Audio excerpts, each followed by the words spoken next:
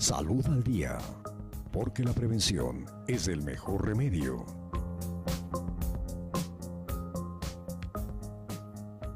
Saludos cordiales al norte del país. Somos los medios de comunicación de la Universidad Técnica del Norte, radio universitaria que retransmite nuestro programa en la 101.1 y televisión universitaria.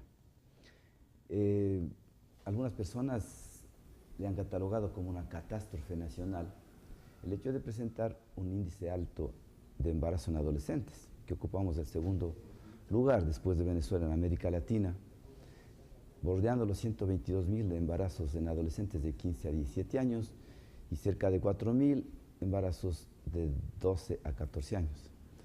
Este tema siempre hay que analizarlo desde un punto de vista crítico y propositivo. Por eso es que hemos invitado a un especialista en adolescentología, al doctor Jorge Naranjo. Es médico adolescentólogo, profesor del posgrado de pediatría de la Universidad Central y profesor de psicología en la Universidad Central. Jorge, qué gusto tenerte acá. Buenos días. Gracias, Julio Miguel. Siempre tú tan atento y tan cordial. A mí me da mucho gusto regresar a esta linda ciudad y ahora pues mucho más para encontrarme con amigos tan queridos como tú. Y qué buena la gestión que están haciendo ustedes en analizar esa reforma curricular que va a ser los cimientos para, y sobre todo con un buen sentido autocrítico, analizando los errores y proponiendo. Sí, bueno, ahora estamos siendo acogidos por la Universidad Técnica del Norte en este intento importante de conformar una red de psicopedagogía en donde pues los contenidos, los alcances, las secuencias, los resultados de aprendizaje sean más o menos afines, paralelos, de tal manera que permitan a nivel del país y ojalá internacionalmente tener una movilidad estudiantil y de investigadores apropiada, que trabajemos en grupo, en equipo, de manera inter y transdisciplinaria y que pues nuestros productos educativos sean de mejor calidad. Así que estamos muy a gusto acá. La jornada termina ahora pasado el mediodía y esperamos que los productos obtenidos sean de buena calidad. Algunos cursos he tenido la oportunidad de ir a la maternidad cuando tú has trabajado en instituciones muy importantes. Y hace 10, 15 años, pues la maternidad de Sidoría atendía pacientes en las cuales estaba la madre y la hija de 18 años también dando a luz. Hoy ya no es esa realidad, a tal punto que se ha tocado construir una maternidad para adolescentes, donde encontramos ya mamitas de 12, 13, 14 años. Entonces, el Estado emprendió un proyecto y los objetivos estaban propuestos, sin embargo, los resultados no han sido satisfactorios. Entonces, es bueno desde la academia y desde las personas profesionales y especialistas como tú, analizar y proponer un modelo pedagógico que impida esta catástrofe nacional. Sí, bueno, es evidente, Julio Miguel, que las tasas de embarazo no deseado se han incrementado de manera importante en casi todos los grupos de edad, entre los 15 y los 30 años más o menos. Sin embargo, es mucho más evidente en el grupo de los adolescentes, en el grupo de 10 a 19 años, y en particular en el grupo de 10 a 14 años, en donde pues nuestra tasa sigue en aumento y sin, vamos a decir, una posibilidad de control. Esto pues nosotros lo hemos analizado muy detenidamente. Tú has dicho muy bien, yo desde el año 86 trabajé con adolescentes embarazadas en la maternidad de Isidro Ayora de Quito y lo hice durante un periodo más o menos de 19 años. De ahí exploramos un montón de causas, vamos a decir, externas e internas, ¿no es cierto?, del embarazo adolescente.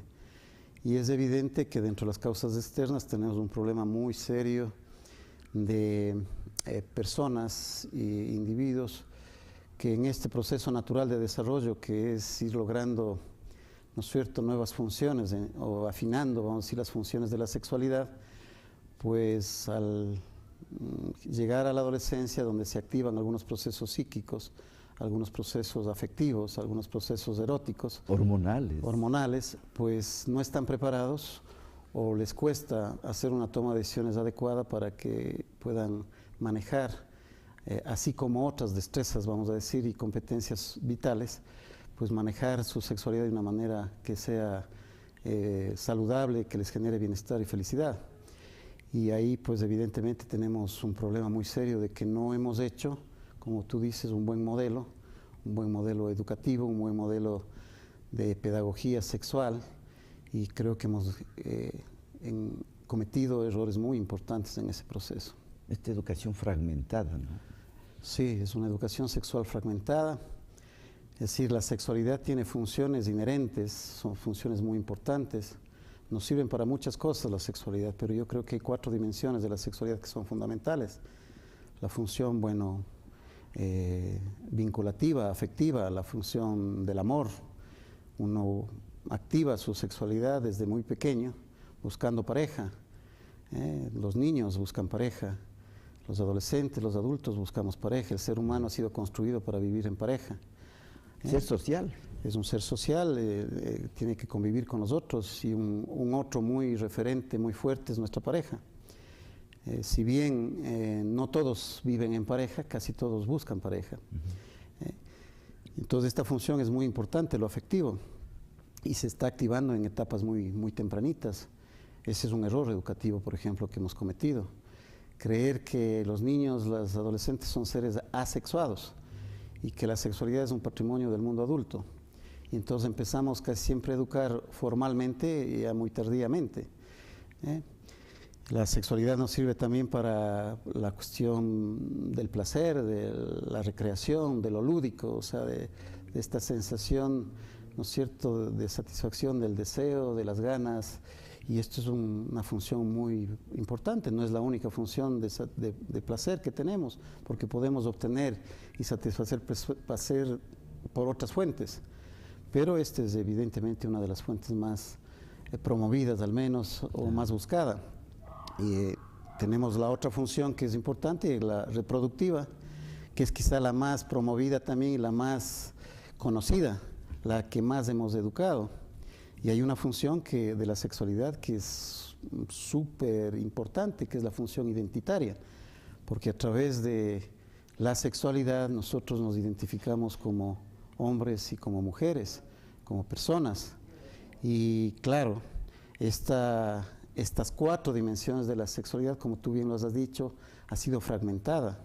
Hemos cometido errores educativos, creyendo que debemos educar, por ejemplo, solo en lo biológico, en lo reproductivo. Al menos cuando yo era adolescente, la educación sexual que yo recibía era básicamente una educación biologista, procreativa, ligada a lo genital, ligada al ciclo menstrual, ligada a los anticonceptivos, dejando desvinculado lo otro, lo afectivo, lo placentero, lo identitario. Y por lo tanto se transformaba en una transmisión a veces de conocimientos biológicos, anatómicos, sin ligarlo al ser integral, a la persona de una manera integral. Y entonces, mientras el mundo de la vida les habla a los chicos del placer de manera informal, a través de los medios, de las nuevas tecnologías, pues los chicos paradójicamente reciben solamente contenidos o información en lo formal de una sexualidad procreativa que es insuficiente. Y entonces esa es una fragmentación, por ejemplo. Hay escuelas, en cambio, muy fuertes que hablan desde un enfoque totalmente liberal, exaltando, idealizando el placer. Permisivo. Desvinculando lo afectivo, por ejemplo. Y esto también es otra fragmentación. Es decir, la sexualidad para el placer como el objetivo final de la sexualidad, y esto desde nuestra perspectiva parece también otra fragmentación.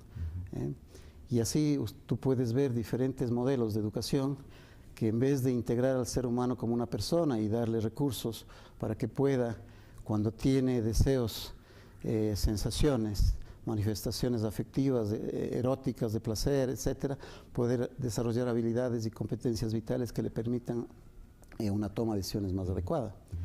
Que por otra parte no es una toma de decisiones que los adultos podamos regular. Los chicos van a iniciar, si es que quieren, actividad sexual en el momento que les toque, y tendrán que decidir por su cuenta. Paradójicamente el mundo adulto cree que les podemos regular y controlar. Y entonces ese es otro error educativo, no construir autonomía, no construir capacidad del individuo de ser, y no contemplar todos estos elementos del desarrollo que son muy importantes. En general nosotros hemos focalizado llenarles de conocimientos, llenarles de conocimientos cuando los chicos necesitan más que conocimientos, necesitan saber manejar emociones, saber manejar afectos, tener un buen desarrollo afectivo, cognitivo, que les permita diferenciar qué está bien, qué está mal, cuál es el momento oportuno, cómo seleccionar al otro.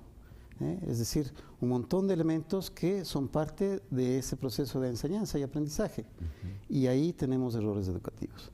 Imagínate que nuestros adolescentes están frente a una explosión de identidades. Es un choque con lo que se ha dicho tradicionalmente.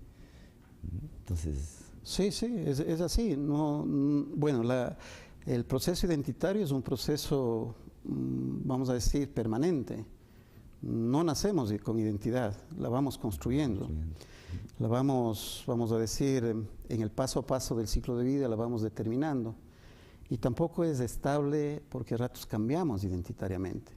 Va muy ligada al cuerpo, va ligada a nuestro cuerpo en el ciclo de vida. Yo ayer me miraba en el espejo y decía, yo ya no soy el mismo que ayer. Entonces he cambiado en mi identidad porque ya no soy el de antes. Y cada vez que se gesta un cambio corporal muy importante, la identidad también cambia. Y las personas cuestionamos nuestra identidad, nos preguntamos quiénes somos de manera permanente. Y claro, en la adolescencia, en la fase de la pubertad, hay un cambio corporal importantísimo. En un lapso cortito de 2, 3 años los chicos cambian con una facilidad. Y claro, eso les genera algunas dudas identitarias, confusiones identitarias. Y ahí debe haber un acompañamiento educativo.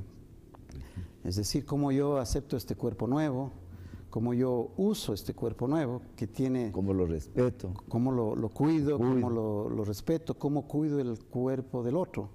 Es decir, son procesos que van ligados a la identidad sin duda y a la aceptación del cuerpo nuevo.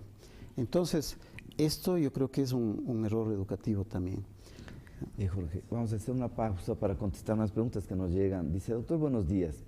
¿Cómo manipulan los medios de comunicación, en especial la televisión, a la adolescencia en el tema de embarazo en adolescentes? Gracias. Sí, bueno, este es un tema muy importante de tratarlo, porque, a ver, el embarazo en adolescentes siempre ha existido. Así es. Siempre ha existido. Antes casadas. Antes quizá casados o no. Ajá. Sí, pero no era tan visible socialmente como ahora. Hay algunas razones para que esto haya ocurrido. ¿Sí? Y tampoco es que el embarazo en adolescente, y ahí pues algunos discrepan mucho conmigo, pero yo considero que muchos embarazos en adolescencia son parte de un proyecto de vida. Es decir, cuando el sistema, vamos a decir, social, el sistema familiar, el sistema educativo, no construye un proyecto de vida distinto para la mujer y para el hombre, pues probablemente la única forma de llegar a ser hombre o a ser mujer, es a través de la maternidad o de la paternidad. Y entonces ahí hay construcciones identitarias importantes. ¿Cómo yo llego a ser? ¿Cómo llego a ser adulto? En eso no hay nada de maldad, ni nada de inmoralidad. Es un proceso y un sistema de vida que se construye sobre proyectos de vida. Y entonces, si nosotros no somos capaces educativamente de darles otras opciones de vida o de llegar a ser, entonces ahí el problema es mucho más que darles anticoncepción.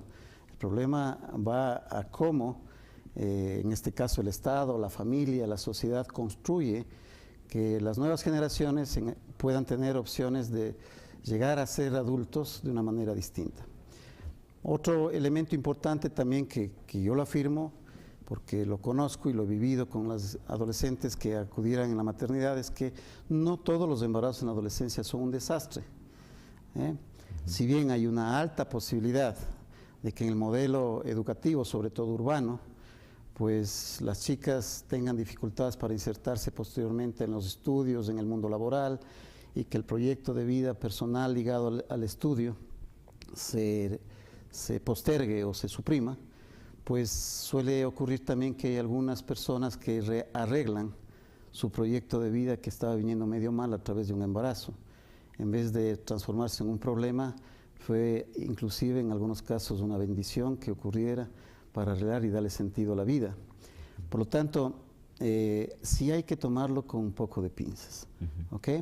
Ahora, sí es verdad que en la gran mayoría el embarazo en la adolescencia no se da en condiciones adecuadas, son embarazos no deseados y por eso ya simplemente no entra en los planes de la persona en su proyecto de vida regular y genera muchas condiciones de riesgo y muchos de esos embarazos inclusive son producto de la violencia y entonces esa es la parte, vamos a decir, negativa de un embarazo que por otra parte podría ser hasta natural en el proceso de desarrollo de la persona.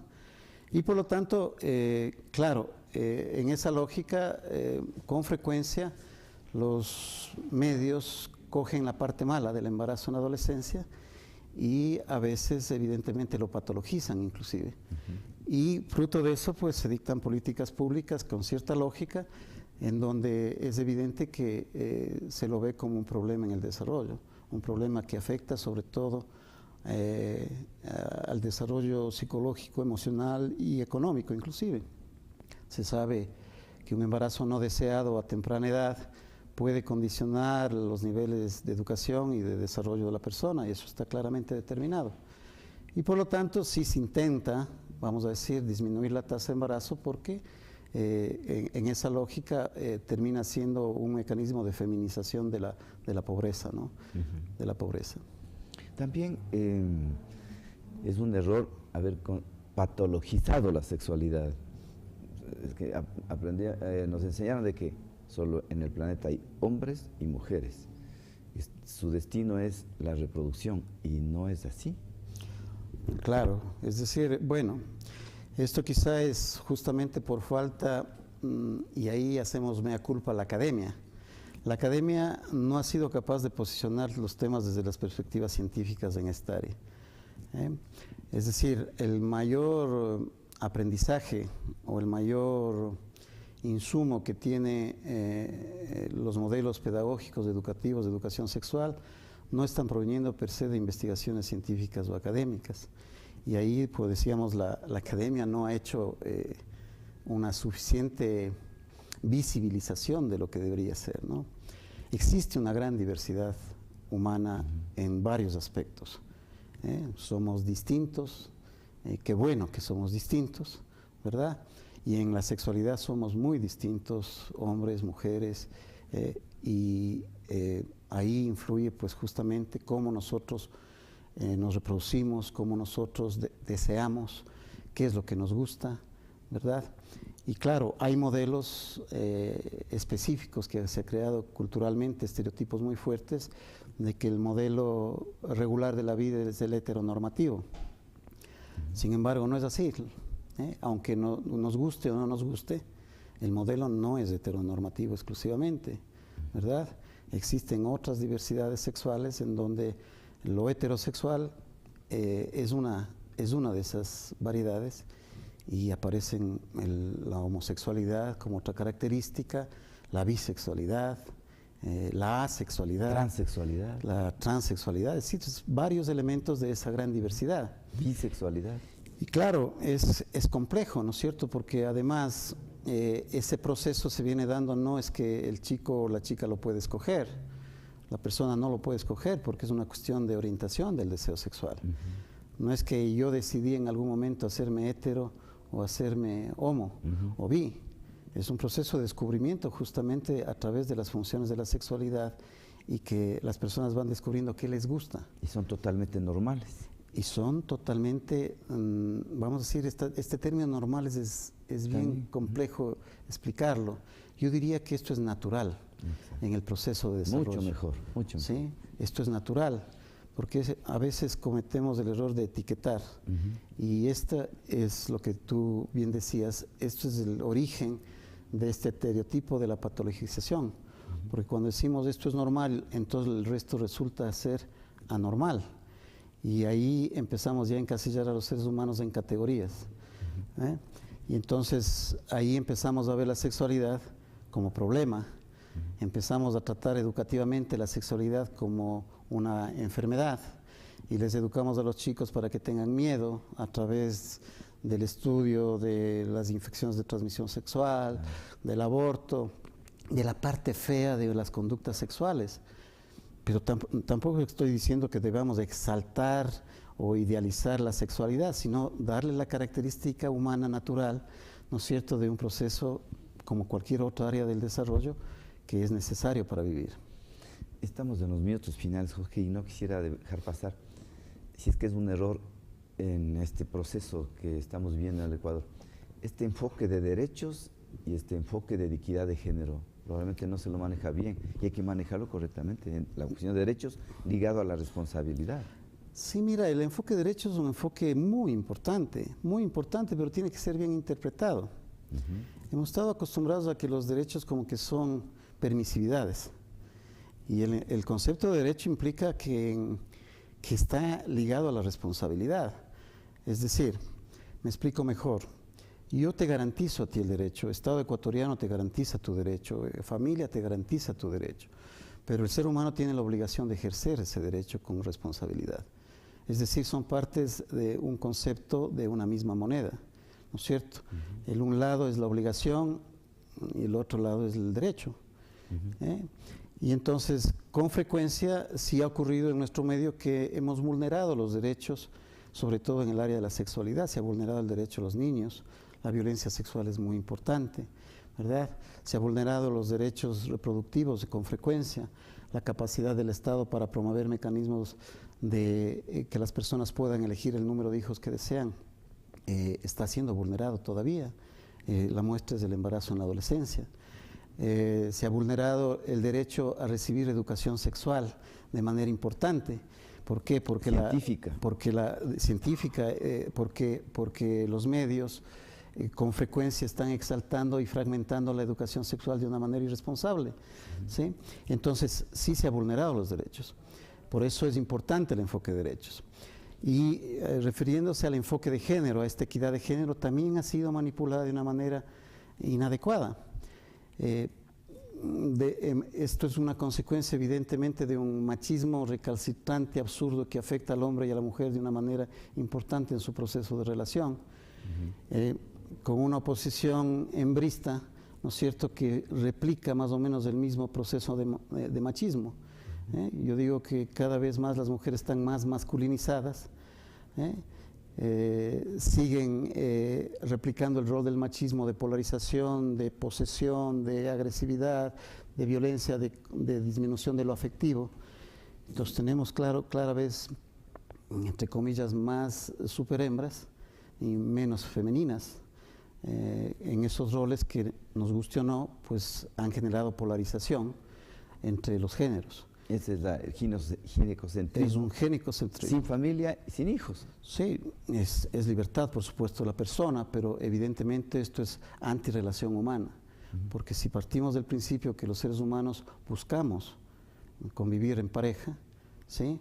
Yo veo cada vez más chicas, y con mis estudiantes yo les pongo un ejemplo, digo, bueno, ahora yo veo que las chicas, por ejemplo, bailan solas, ¿no es cierto?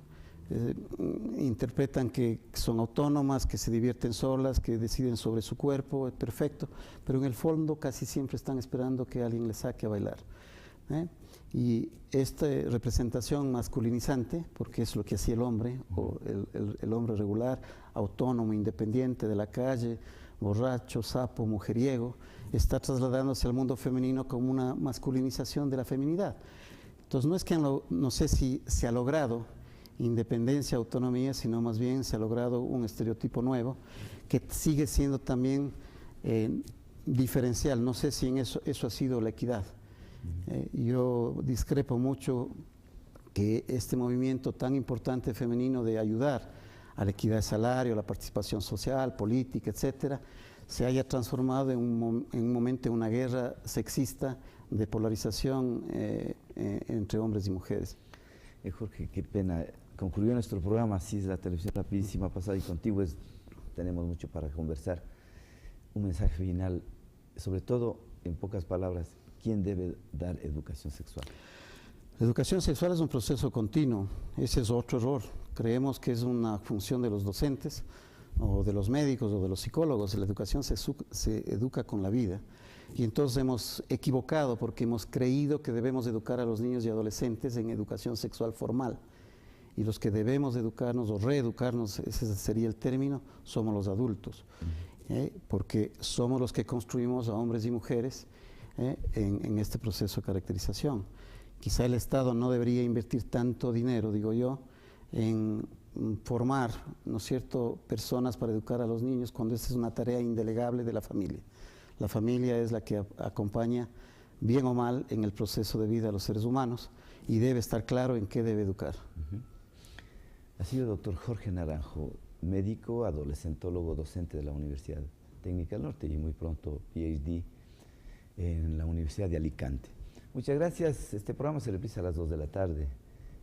14 horas. Esperamos el día lunes en un nuevo programa. Feliz fin de semana. Gracias, Jorge. Okay. Gracias a ustedes.